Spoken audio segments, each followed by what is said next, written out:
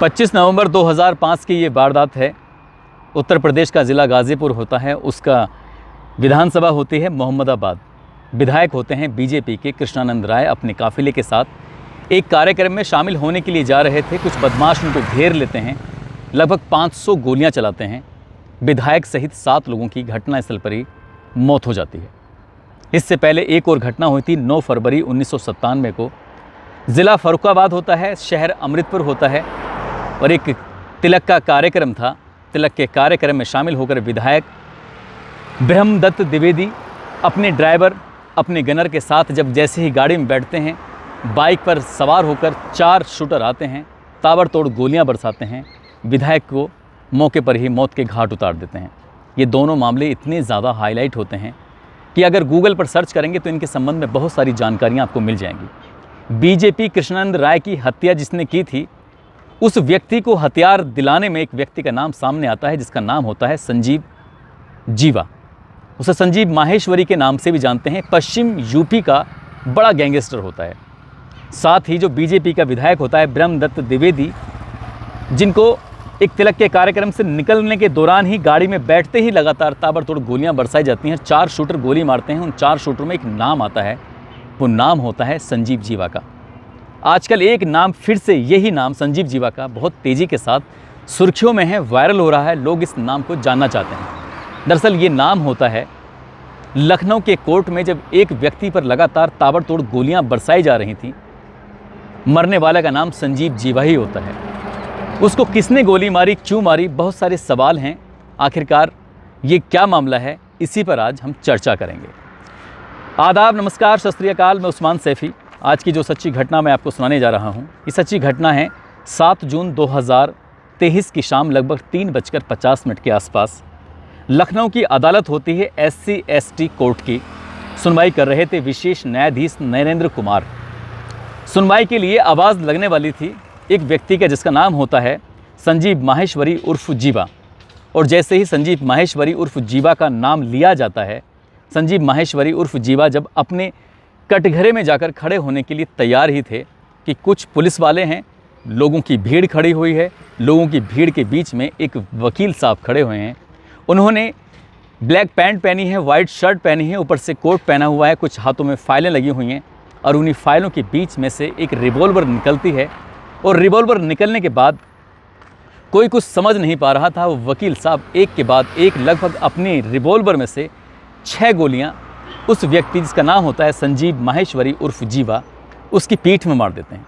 उसे संभलने का अभी मौका नहीं मिल पाया था कि ये गोलियां उसकी कमर को चीरती हुई, उसकी कमर से पार होती हुई, पेट को पार होती हुई निकल जाती हैं।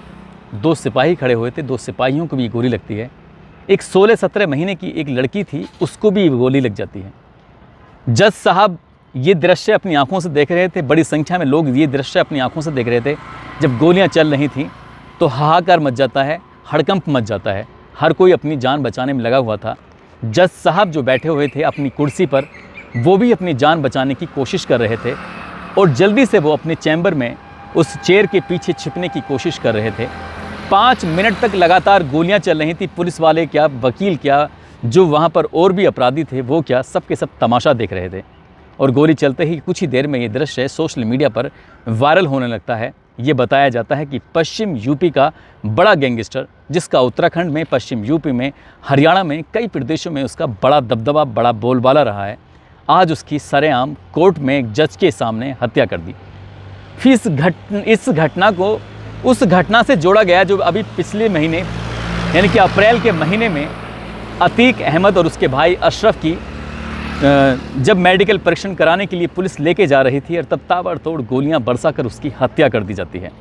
उसके बाद सोशल मीडिया पर पक्ष हो या विपक्ष हो, सब अपने अपनी तरीके से बात कर रहे थे। लखनऊ के कोर्ट में जिस तरह से ये हंगामा होता है, गोलियां चलती हैं, तो उसके बाद फिर वकील उतर आते हैं और अल्टीमेटम दे देते हैं कि उत्तर प्रदेश में ये कैसा जंगल राज है। लेकिन तभी लोगों को याद आता है कि संजीव माहेश्वरी उर्फ संजीव जीवा है कौन। दरअसल इस व्यक्ति ने एक दो नहीं, कई बड़े कांड किए थे। जो सबसे बड़े चर्चित 2 कांड रहे थे, एक था फर्रुखाबाद में, अमृतपुर एक शहर है, वहाँ के एक विधायक होते हैं जिनका नाम होता है ब्रह्मदत्त द्विवेदी, जो कि बीजेपी के विधायक होते हैं। वो विधायक जिन्हें लखनऊ का एक गेस्ट हाउस कांड होता है जिसमें मायावती की जान बचाने में अहम भूमिका वो निभाते हैं। मायावती के मुँह बोले भाई होते हैं। जब उनकी हत्या की जाती है 2 बाइकों पर 4 शूटर आते हैं और 4 शूटर जो आते हैं उनकी जब जांच की जाती है उन्हीं शूटरों में से एक शूटर ये शूटर होता है जिस शूटर की लखनऊ की कोर्ट के अंदर सरेआम गोली मारकर हत्या कर दी जाती है। फिर लोग इनके बारे में जानने की कोशिश कर रहे थे तो पता चलता है कि जो गाज़ीपुर मोहम्मदाबाद विधानसभा के विधायक होते हैं कृष्णानंद राय, जो बीजेपी के विधायक थे, उन्हें मारने के लिए 500 गोलियां चलाई गई थी और मुन्ना बजरंगी पर इल्ज़ाम आया था। मुन्ना बजरंगी मुख्तार अंसारी के लिए काम करता था और मुख्तार अंसारी या मुन्ना बजरंगी को हथियार उपलब्ध कराने में संजीव माहेश्वरी उर्फ संजीव जीवा का नाम सामने आता है। अब पुलिस वाले लोग और सर्च करना शुरू करते हैं तो दरअसल ये व्यक्ति उत्तर प्रदेश का एक ज़िला है शामली, उसी शामली ज़िले का एक थाना लगता है बाबरी और उसी बाबरी थाना क्षेत्र का एक गांव लगता है आदमपुर। आदमपुर का ये रहने वाला व्यक्ति संजीव माहेश्वरी कंपाउंडर का काम करता था, कंपाउंडर की नौकरी करता था। साल 1991 में ये पहली बार मारपीट करता है और पहली बार इसका नाम मुजफ्फरनगर की कोतवाली में दर्ज होता है।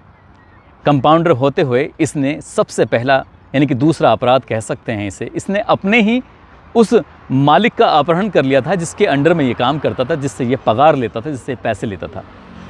इसके बाद इसका नाम तेज़ी के साथ सुर्खियों में आने लगता है और जैसे ही इसका नाम सुर्खियों में आता है तो इसके बाद ये फिर यहाँ से कोलकाता के लिए रुख करता है। कोलकाता में एक बड़े बिजनेसमैन होते हैं, उसके बेटे का अपहरण करता है। ये 90 के दशक के बात है और उस बिजनेसमैन के बेटे को वापस करने की वजह से इसने एक रंगदारी मांगी थी। रंगदारी की कीमत थी 2 करोड़ रुपए। बस ये मामला इतना ज़्यादा सुर्खियों में आता है कि संजीव माहेश्वरी हर किसी की ज़ुबान पर था कि ऐसा कौन गैंगस्टर है जो इतनी बड़ी रकम मांग रहा है। ये मामला जब सुर्खियों में आता है तब इसका नाम बहुत तेज़ी के साथ उभरने लगता है और एक कंपाउंडर लगातार अपराध की दुनिया में आगे बढ़ता चला जाता है। यहाँ से ये चला जाता है और उत्तराखंड के नाजिम एक गैंग होता है, उस नाजिम के गैंग से ये जुड़ जाता है और जब नाजिम के गैंग से जुड़ता है तो उसके बाद फिर ये अपराध पर अपराध करने लगता है। एक नाम है बदन सिंह उर्फ बद्दो। आज की तारीख में उत्तर प्रदेश में सबसे बड़ा इनामी गैंगस्टर है जो फरार है। उत्तर प्रदेश की पुलिस ने इस पर सबसे ज़्यादा बड़ा इनाम रखा हुआ है।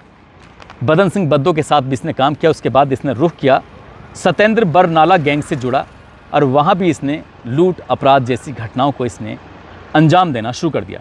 इसके बाद इसने मुन्ना बजरंगी के लिए काम किया और मुन्ना बजरंगी काम करता था मुख्तार अंसारी के लिए और इसी के बाद ये एक के बाद एक हत्याएं, लूट, डकैती जैसी घटनाओं को अंजाम दे रहे थे। इसके गैंग में बहुत सारे लोग शामिल हो जाते हैं और इस पर हत्या का, लूट का, डकैती का, अपहरण का, रंगदारी का, जालसाजी के इस तरह से लगातार एक के बाद एक मुकदमे दायर होते चले जाते हैं। मुकदमे हो रहे थे लेकिन मुकदमे इस पर मुजफ्फरनगर में 17 मुकदमे होते हैं, उत्तराखंड में 5 मुकदमे होते हैं, गाज़ीपुर में 1 होता है, फ़र्रुखाबाद में 1 होता है, लखनऊ में भी 1 मुकदमा होता है। कुल मिलाकर 25 मुकदमे इन पर दर्ज होते हैं। बताया जाता है कि ये सबूतों के अभाव में अदालत ने 18 मुकदमों में इन्हें बरी कर दिया था, लेकिन 2 मुकदमे ऐसे थे जिन्हें इन्हें उम्र कैद की सज़ा सुनाई गई थी। एक वही मामला था जिसमें बीजेपी के विधायक ब्रह्मदत्त द्विवेदी की इन्होंने जो हत्या को अंजाम दिया था उसमें इन्हें उम्र कैद की सज़ा हो चुकी थी। पिछले दिनों ये मैनपुरी की जेल में बंद थे साल 2019 में और वहाँ से इनका ट्रांसफ़र कर दिया जाता है लखनऊ की जेल में। 2015 में इन पर एक मुकदमा होता है। इन सहित 3 लोगों के नाम 10 मुकदमा था। मारपीट थी, किसी की ज़मीन पर कब्जा करने की बात थी, 2 लोग अज्ञात होते हैं, 5 लोगों के खिलाफ मुकदमा था और 7 जून 2023 को लखनऊ की अदालत में ST कोर्ट के अंदर सुनवाई होनी थी और जैसे ही सुनवाई के लिए इनका नाम बुलाया जाता है तुरंत ही इन पर गोली चलनी शुरू हो जाती हैं। जब लगातार गोलियां चल रही थी तो गोली चलते चलते 6 गोली मौके पर लग जाती हैं। पोस्टमार्टम रिपोर्ट में ये पता चलता है कि 6 की 6 गोली पार हो जाती हैं। अब गोली मारी किसने है यही एक सवाल था, लेकिन वकीलों ने सक्रियता दिखाते हुए इस गोली मारने वाले को गिरफ्तार कर लिया, मतलब पकड़ लिया, जकड़ लिया। उसके बाद फिर पुलिस ने इसको गिरफ्तार कर लिया। नाम इसका होता है विजय यादव, जो कि केराकत थाना क्षेत्र का एक गांव होता है, ज़िला जौनपुर लगता है, वहाँ का ये रहने वाला होता है। ये कोई बहुत बड़ा अपराधी नहीं है। पहली बार इसने एक लड़की को भगाने में मदद की थी और इसीलिए इसका नाम सरकारी कागज़ों में दर्ज हो जाता है। इसके लिए इसको जेल भी जाना पड़ता है। जब कोविड चल रहा था तो इसने कोविड का उल्लंघन कर दिया था, इसलिए भी इसका नाम सामने आता है। जिस हथियार से इसने गोली चलाई थी वो हथियार 6 लाख रुपए का होता है। उसमें एक गोली 2000 रुपये की लगती है, यानी कि 6 गोलियां इसने चलाई हैं 2000 रुपये के हिसाब से 12,000 रुपये की गोलियां, 5 लाख रुपए की ये रिवॉल्वर आखिरकार इसके पास आई कहाँ से, ये भी एक सवाल है। जैसे क्या अतीक अहमद और अशरफ की हत्या हुई थी, उसमें अभी तक इसके पीछे कौन असली अपराधी है, किसने ये काम कराया था, उसका नाम कभी सामने नहीं आया। विजय यादव भी, क्योंकि वो गरीब फैमिली से बिलोंग करता है, विजय यादव ने किससे ये रिवॉल्वर ली थी और किसके लिए इस संजीव माहेश्वरी उर्फ जीवा पर गोलियां चलाई थी, ये अभी जांच का विषय है। और इसके लिए उत्तर प्रदेश के मुख्यमंत्री योगी आदित्यनाथ ने एक एसआईटी का गठन करवाया है और उस एसआईटी में 3 ऑफिसर होते हैं। Mohit Agarwal ADG technical, Nilabja Chaudhary JCP crime Lucknow होती हैं, प्रवीण कुमार आईजी रेंज अयोध्या होते हैं। और अगले 7 दिन के अंदर अंदर इन्हें रिपोर्ट देनी है कि आखिरकार विजय यादव कौन है, कहाँ से आया है, किसके लिए इसने ये काम किया है। ये भी पता चलता है जब आजमगढ़ की जेल में रहा था तो कुछ बड़े बदमाशों के संपर्क में आया था और इसी बीच में ये वहाँ से निकलने के बाद सीधा मुंबई जाता है। मुंबई में 3 साल रहता है और 3 साल प्लम्बर का काम करता है। किसके लिए काम करता था, किससे मिला था, हथियार किसने दिया है, अभी बहुत सारे सवाल हैं। लेकिन 1997 में और 2005 में जो बीजेपी विधायकों की हत्या हुई थी, उन हत्याकांड में संजीव माहेश्वरी उर्फ जीवा का नाम सामने आया था। ये भी अंदाज़ा लगाया जा रहा था कि कहीं ना कहीं इसमें बड़े बड़े लोगों का नाम शामिल है। क्या वो बड़े लोग कभी पर्दे के पीछे ही रहेंगे या पर्दे के सामने आएंगे, ये जांच के बाद स्पष्ट हो सकेगा। दोस्तों, इस पूरे घटनाक्रम को सुनाने का उद्देश्य किसी को परेशान करना नहीं है, किसी का दिल दुखाना नहीं है, आपको जागरूक करना है, आपको सचेत करना है। आप जहाँ भी रहें अपना ख्याल रखें, सुरक्षित रहें। जय हिंद, जय भारत।